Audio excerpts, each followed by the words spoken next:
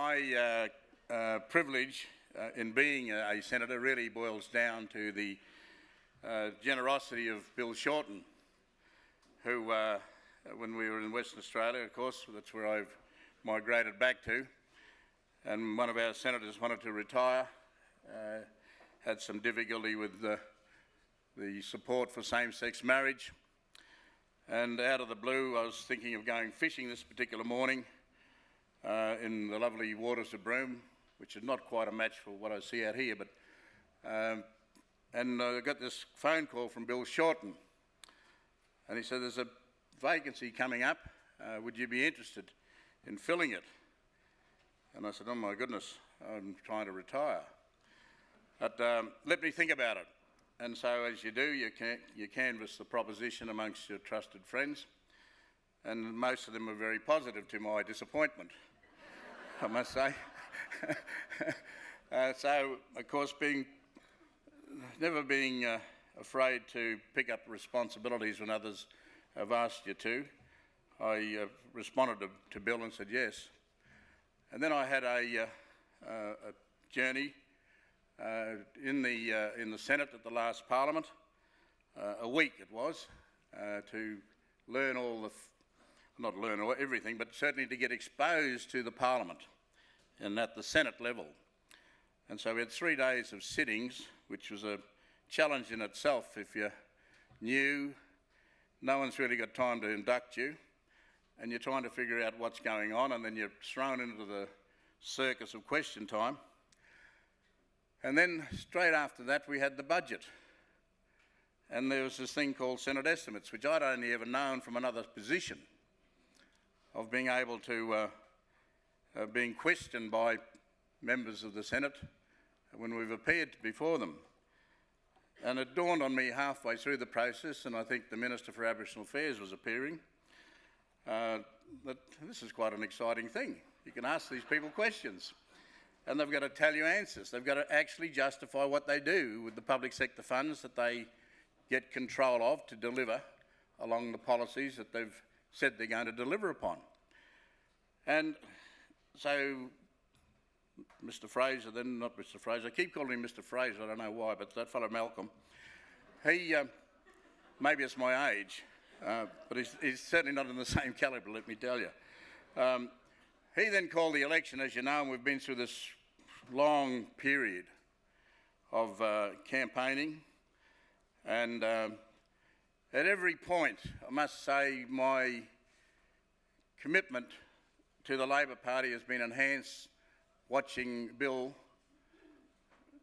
carry the flag for the Labor Party, talk about the 100 positive policies that we had for the nation, and to see the energy and effort that he's put in across Australia day in and day out, and it was very inspiring. And then to see the results, which were well beyond my expectations in Western Australia, where we'd had 3 retiring House of Representative members. So we had a whole new brand team to get elected and into the Parliament. And certainly I then had to face the electors as well to get re-elected as a senator. But it was really the image and the constancy of Bill Shorten out there every day promoting the Labor Party, our concern to put people first. And you hear politicians say these things, but most of them use it. But there's a real deep commitment that Bill has got to this. And you saw that yesterday when he was in Darwin, talking to the Aboriginal organisations, talking to the Children's Commissioner, talking to the lawyers who are at the forefront of dealing with those young people in Dondale and other places, and listening to the rally, not being up there wanting to be centre of stage. That's Bill Shorten. And I want to thank him. Even though we didn't win government, I want to thank him for keeping us as a party committed to trying to achieve the very laudable matters that Labor set out at the last election. and we will fight tooth and nail with the government to achieve those. We'll work with them, but we'll also be strong on the principles that Labor stands for, and that is to put people first and to make sure that there's fairness and that there's justice that accords to everyone. So please welcome Bill. He's going to speak to us now.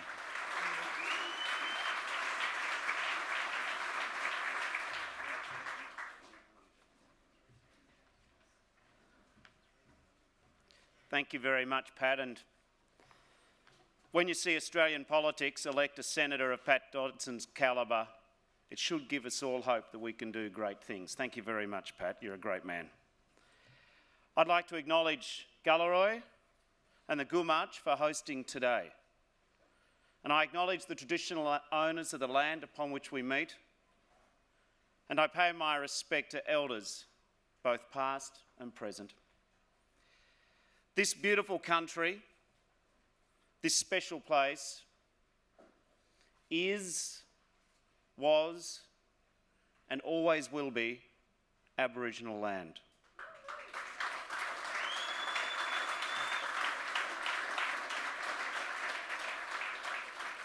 My wife, Chloe, our youngest daughter, Clementine, and I are so happy to be back here at Garma to share in the music, the bunjil, the food, the friendship, and of course, the discussion. I understand that Garma is not about Belander giving long speeches. It's a place for Belander to sit down with people, to listen and to learn. And I understand in particular at the moment, following the events of last week, that there are a lot of people here and a lot of people in the broader community who are hurting right now. I know there is a lot of pain, great frustration that families feel, and of course, anger, legitimate anger. This week, the media and the ABC put a spotlight on illuminating horrific failures. The abuses of young people in the Dondale Detention Centre right here in the Territory.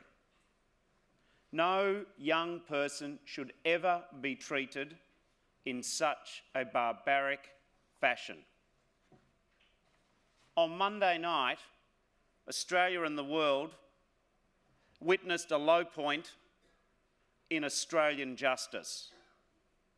Australian justice can never be a 14-year-old boy hooded, strapped and restrained in a chair. It is a disgrace. The ABC brought this into the lounge rooms and the daily lives of all Australians, the ugly truth which many already knew about the juvenile justice system. Yet, tragically, unforgivably, there was nothing especially new about those terrible images that people were witness to. This week, like last week, around Australia, Aboriginal people, young Aboriginal people, have been arrested, taken to court, locked up. How can a parent, an Aboriginal parent, when their teenage child is watching that television, how does the parent explain to their son of teenage years that this is Australia? How can any young Aboriginal teenager watching those images not feel in some fashion made unwelcome in their own country? It is not right to have that sort of humiliation, that sort of degradation, a justice system unworthy of its name, and a child protection system that has so obviously failed. What we see here is people in custody because of neglect, not because of their wrongdoing. And worst of all, this is treated as business as usual. a shoulder-shrugging desensitisation which says that the inevitable outcome of our justice system has to be somehow the incarceration of a disproportionate number of young Aboriginal children. In modern Australia, we cannot accept the desensitisation that we see and that too many people in positions of authority accept as an inevitable policy. Abuse is not the inevitable policy of our justice system.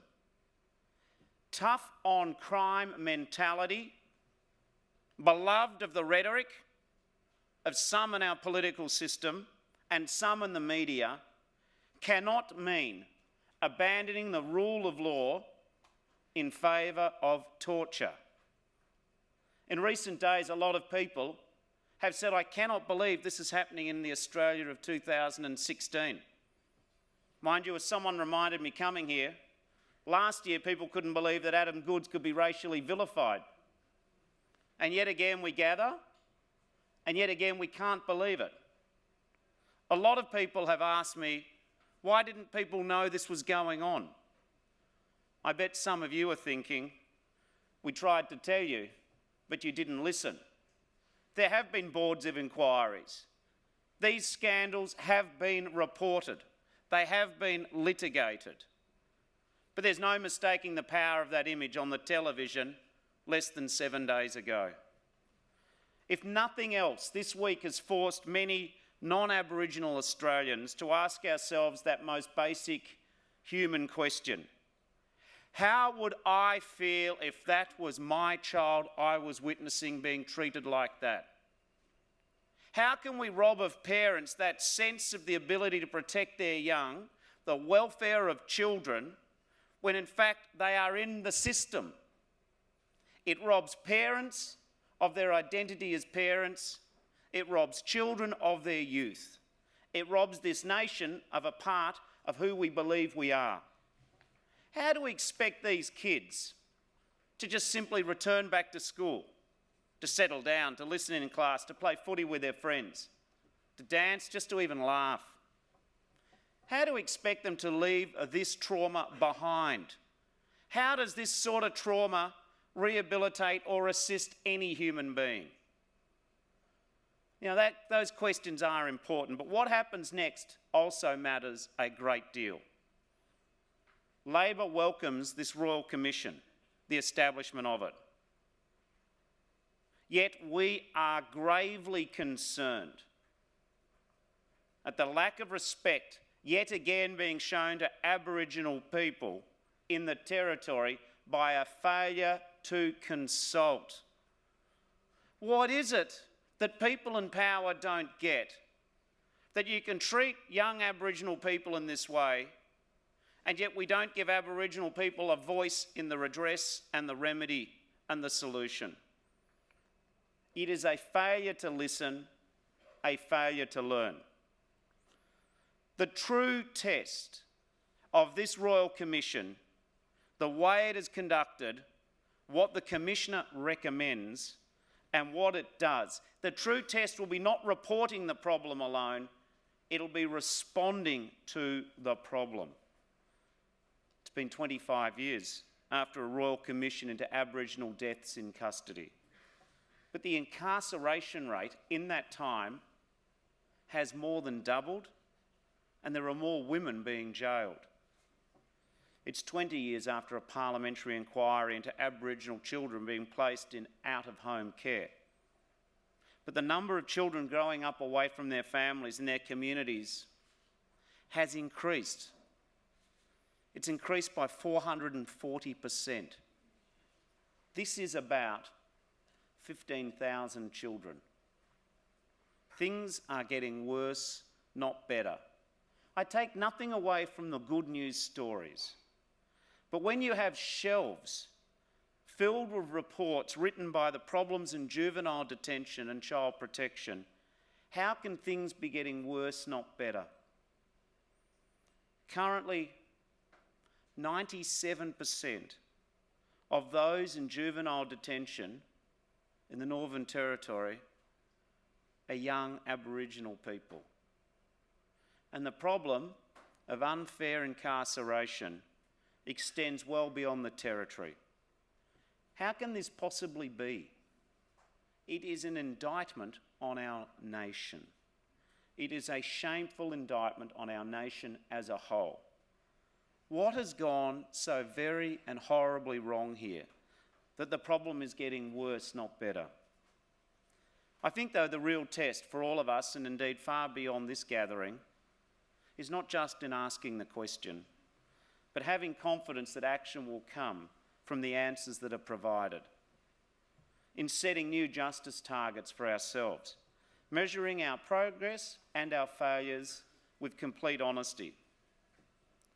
I want to make it clear that Labor believes it's not just about making sure that the kids who are in custody are treated decently.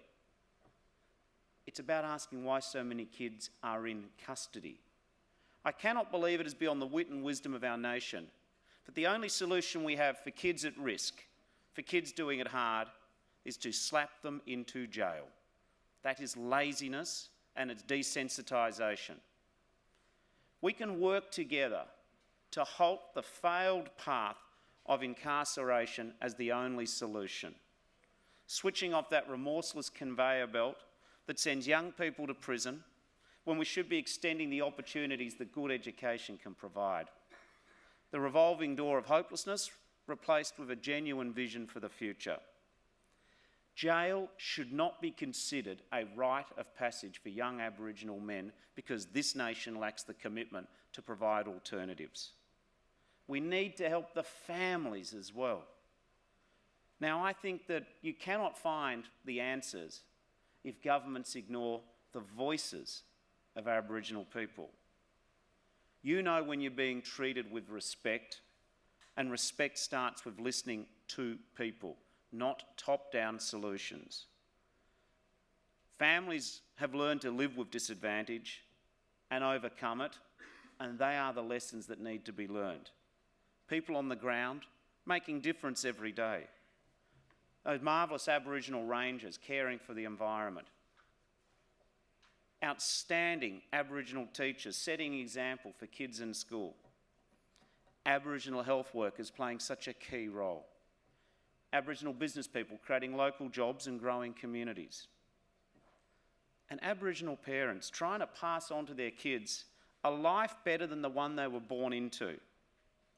Even those who stumble from time to time because of the pressures which they grapple with. We need Aboriginal voices at this Royal Commission, not just telling their stories as victims, not just giving evidence of the abuse, but as the people in charge, as the co-commissioners giving solutions. We won't achieve anything in this Royal Commission, in my opinion, unless the people with the stories to tell are telling it to commissioners who are Aboriginal and understand the power of the solution can only come by empowering the people. Now, 2 Saturdays ago, I took on the job of Shadow Minister for Indigenous Affairs. It's a continuing journey for me, but I am very lucky to have a Yarrowul man of great wisdom, Pat Dodson, to guide me, a Wiradjuri woman, Linda Burney, a Yanyuwa woman, Malandiri McCarthy. I am proud that after this election, and this is a matter of personal pride, and it'll never launch a navy or they'll never build they'll write a poem about it, but I'm personally proud that after 116 years, the Labor Party in an overdue fashion has more Aboriginal and Torres Strait Islander MPs than ever in the history of Federation. That is my team.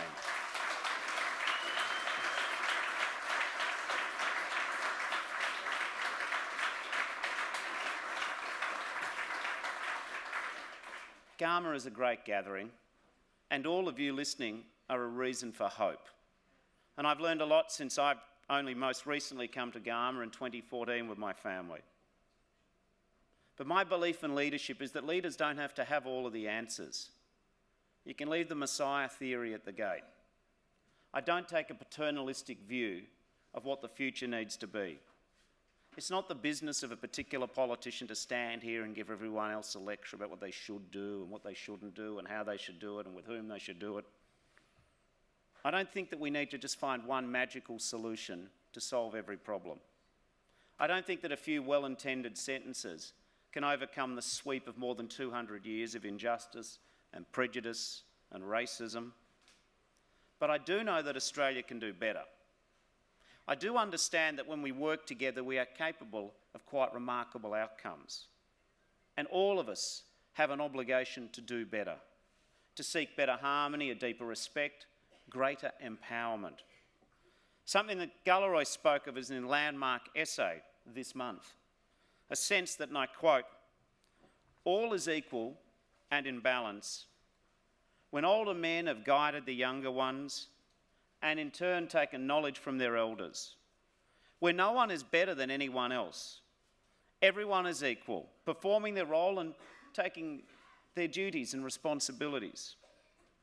Because until and unless all Aboriginal and Torres Strait Islander peoples are equal partners in the pursuit of justice, empowered equal partners, we will continue to repeat the failures of the last 200 years. This is true for justice, for jobs, for schooling and education, for tackling family violence, for eliminating preventable diseases like trachoma and investing in the early years.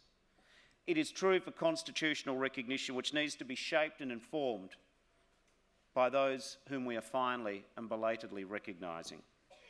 And it is true for treaties. Recognition is the next step on the road to reconciliation, and it should not be treated as too hard a test. But no one has ever said that it was the last step. Practical reconciliation doesn't compete or conflict with symbolic action. Each makes the other stronger. This has been a hard week. It's been a confronting week for all Australians. But we should not waste this last week. We should convert this national nightmare, which we witnessed last Monday night, into a national turning point. It is an opportunity to actually reverse the debate, to stop the desensitisation and the shoulder shrugging and saying this is the inevitable consequence of keeping some people happy, that others must suffer.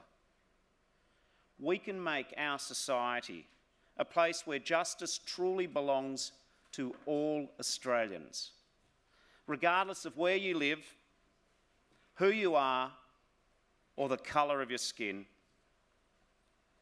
I firmly believe that we can actually make justice for all a reality in this country if we work together, if we listen to the voices of those who are disempowered and we provide an equal stake for all in our community. As I said earlier in my talk, Australians can accomplish anything we turn our mind to when we work together. Manyamak. Thank you.